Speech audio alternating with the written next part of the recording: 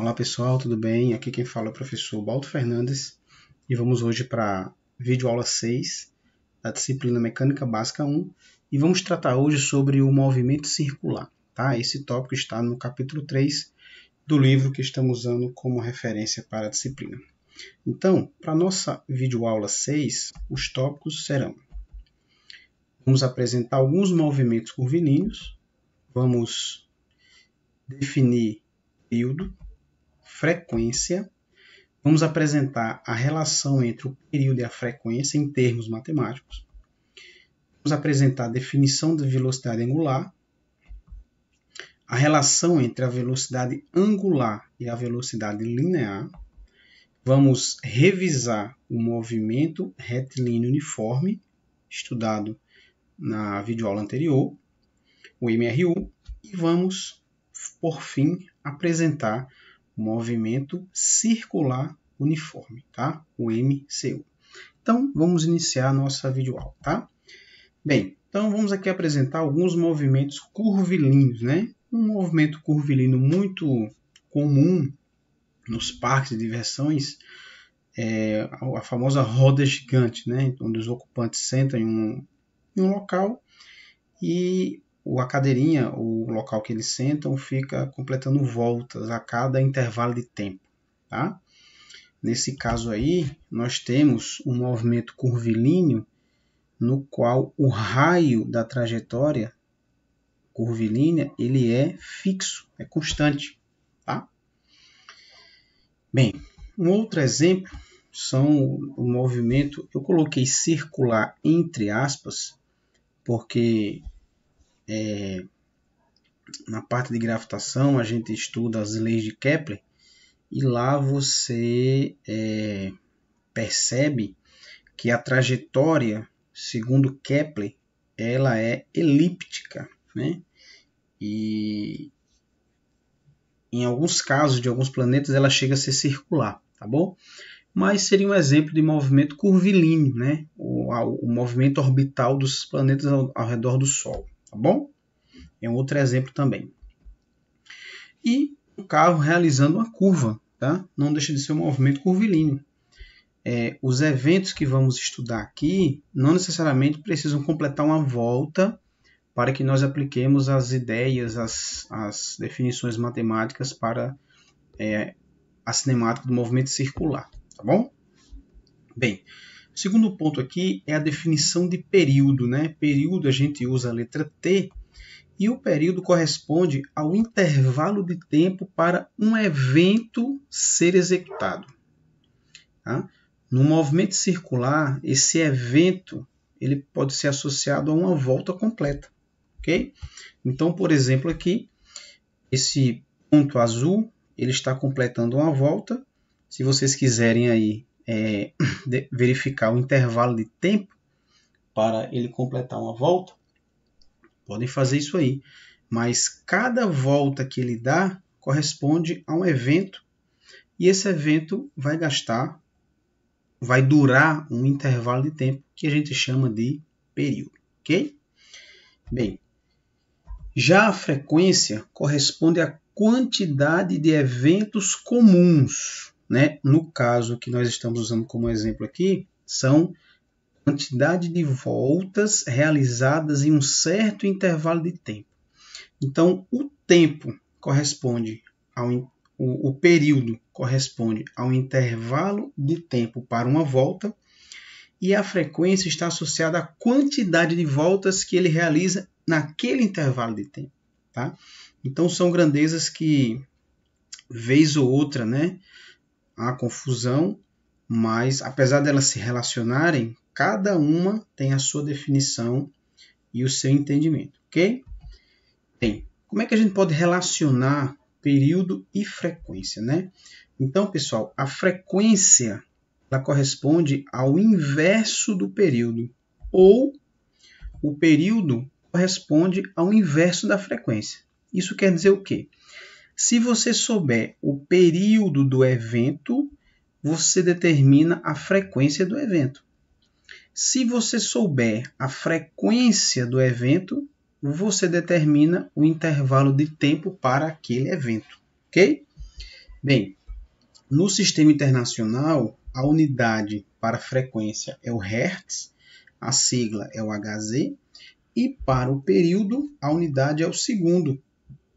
E a sigla que a gente usa é o S minúsculo, tá bom? Então aí está a relação entre período e frequência em termos matemáticos, tá bom?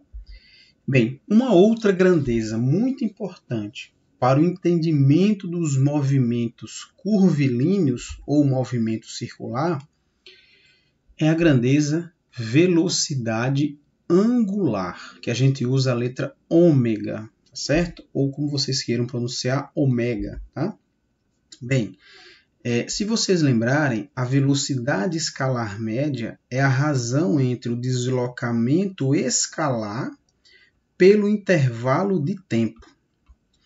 Então, por definição, a velocidade angular é a razão entre o deslocamento angular, delta-θ, estamos usando o θ para representar deslocamento angular, e o seu respectivo intervalo de tempo.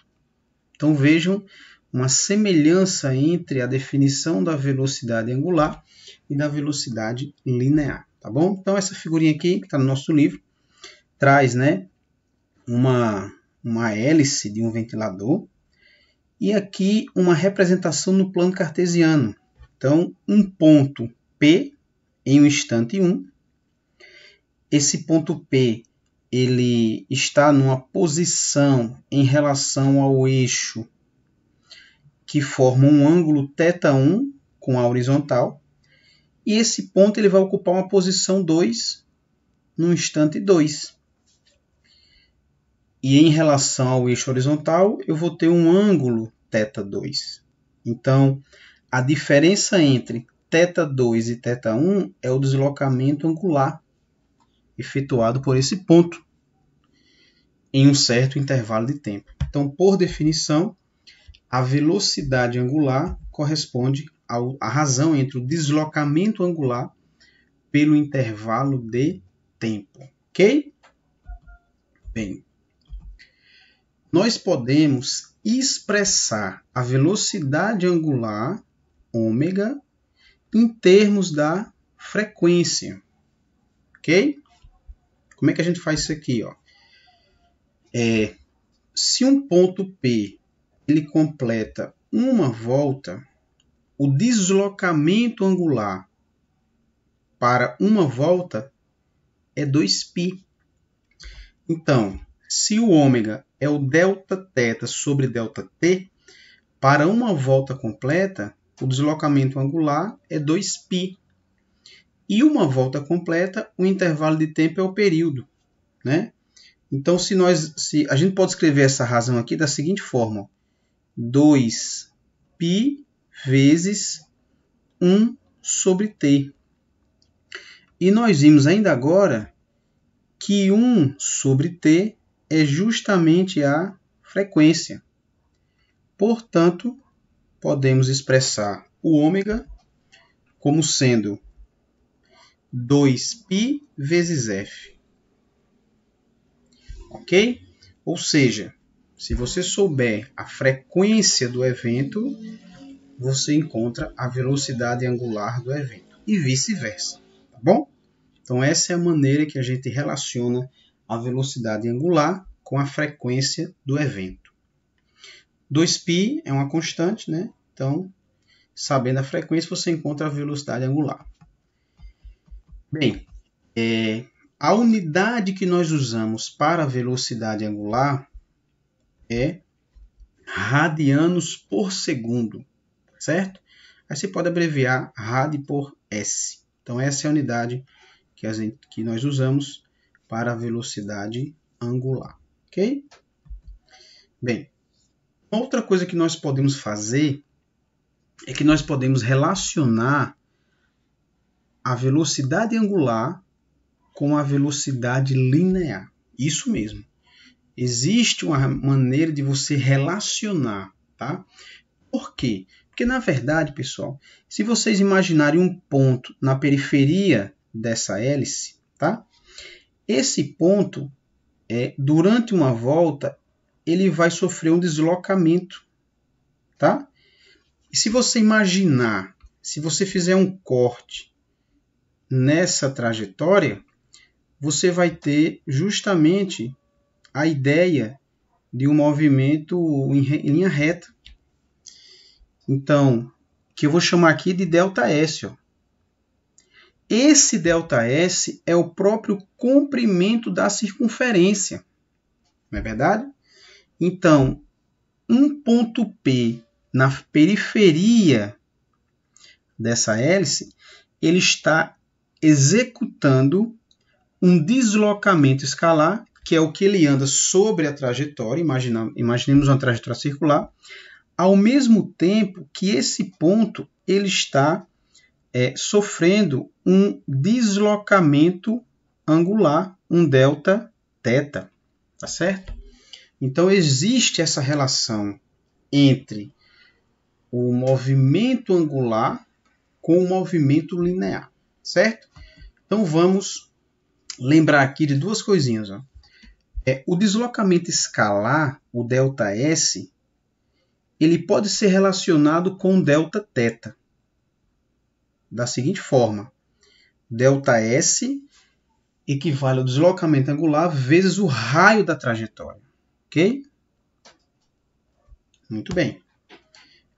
E outra coisa que nós vamos fazer, vamos juntar essa expressão aqui com essa expressão aqui. Vamos para o nosso quadro interativo para verificar essa relação. Ó. Então, acompanhe comigo. Então, esse um ponto P na periferia, ele vai ter uma velocidade linear que você calcula pela razão entre o ΔS e o ΔT. Ok? Mas o ΔS, né, nós vimos agora há pouco que o ΔS equivale ao Δθ vezes o raio da trajetória. Né? Que nessa figura aqui, se você imaginar que esse ponto ele está completando uma volta, tá? O raio da trajetória é o R, e essa volta que ele completou é o ΔS. Tá? Então, vamos substituir na expressão. Ó. V vai ser Δθ vezes R sobre ΔT. Tá bom?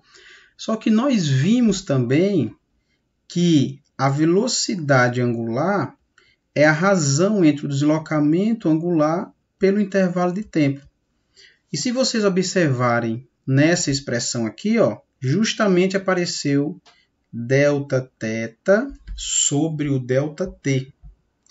Então, nós podemos relacionar, nós podemos chegar na seguinte expressão. V é igual a ômega vezes R. Aqui está a relação que existe entre a velocidade linear, representada pelo V, e a velocidade angular, representada pelo ômega. Tá? E o R é o raio da trajetória. Então, é uma equação fundamental no movimento circular, que a partir da compreensão do movimento linear, representado pelo V, nós podemos encontrar a velocidade angular e vice-versa, né? Ok? Então, é uma relação muito importante e fundamental para resolver muitos problemas de movimento circular. Ok? Bem, então vamos voltar para o nosso quadro para apresentar aqui, né, a nossa relação que nós encontramos no nosso quadro virtual. Então, V, ômega, R. Tá bom? Não esqueçam dessa relação, ela é importantíssima para resolver muitos problemas de movimento circular.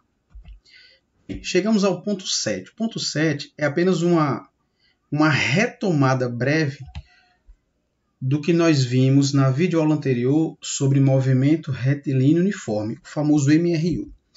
Para o movimento retilíneo uniforme, o vetor velocidade apresenta direção constante, sentido constante e módulo constante. Certo?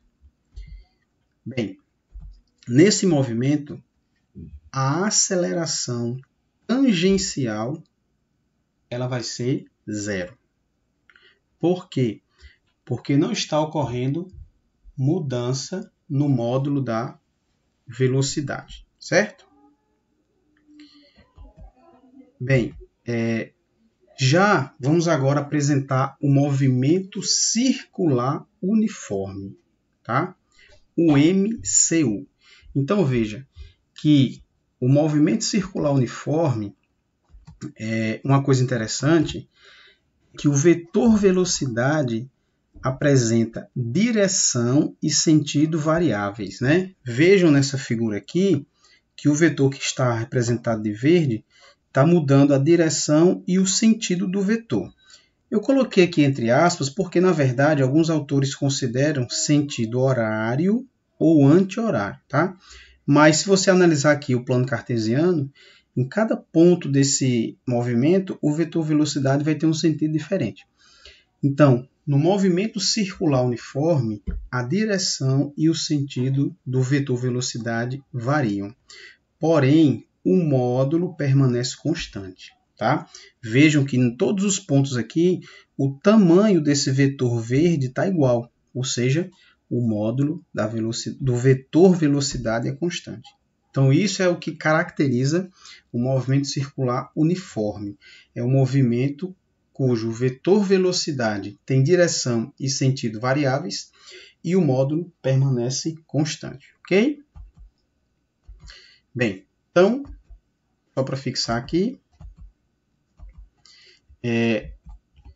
não precisa que o movimento seja executado por uma volta completa, basta um movimento curvilíneo para você compreender que o vetor velocidade muda a sua direção e o seu sentido, tá bom?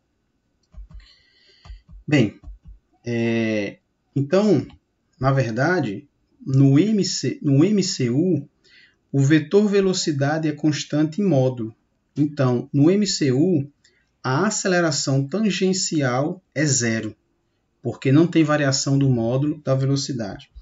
Porém, como a direção e o sentido variam, aí nós precisamos apresentar para vocês, né, a grandeza, a gente chama de aceleração radial, também conhecido como aceleração centrípeta. Tá? Então, qual é a função da aceleração centrípeta? A aceleração centrípeta ela vai indicar como a direção e o sentido do vetor velocidade estão variando. E tem esse nome, aceleração radial ou centrípeta, porque é voltada para o centro da trajetória circular, ok? Então, no movimento circular uniforme, a aceleração tangencial é zero e a aceleração centrípeta ela é constante e diferente de zero. Tá bom? Bem, então, uma forma de expressar a aceleração centrípeta, que foi essa aqui que nós encontramos, que nós mostramos ainda agora, V² sobre R, uma forma de expressar a aceleração centrípeta é usando a velocidade angular, certo? Então, vamos para o nosso quadro novamente, para a gente mostrar essa relação. Então, já está aqui a figura. Então, vejam só, a aceleração centrípeta é V² sobre R, ok? Só que nós vimos ainda agora que V é igual a ômega vezes R. Então, vamos substituir, a aceleração centrípeta vai ser, no lugar do V, eu vou colocar ômega ao² vezes R² dividido sobre R, por R, né? Então, podemos simplificar o 2 expoente do R com esse R. Então, chegamos na expressão para o cálculo da aceleração centrípeta em termos da velocidade angular. Então, a aceleração centrípeta é ômega ao quadrado vezes o raio. Ok? Aqui está a nossa relação que nós fizemos ainda agora. Bom, pessoal, com isso a gente encerra mais uma videoaula, onde nós apresentamos noções básicas do movimento circular, da cinemática do movimento circular. Se você gostou desse vídeo, deixe o seu joinha, deixe um comentário na descrição do vídeo, para que nós possamos melhorar a produção dos materiais aqui do nosso canal. Um abraço a todos e até a nossa próxima videoaula.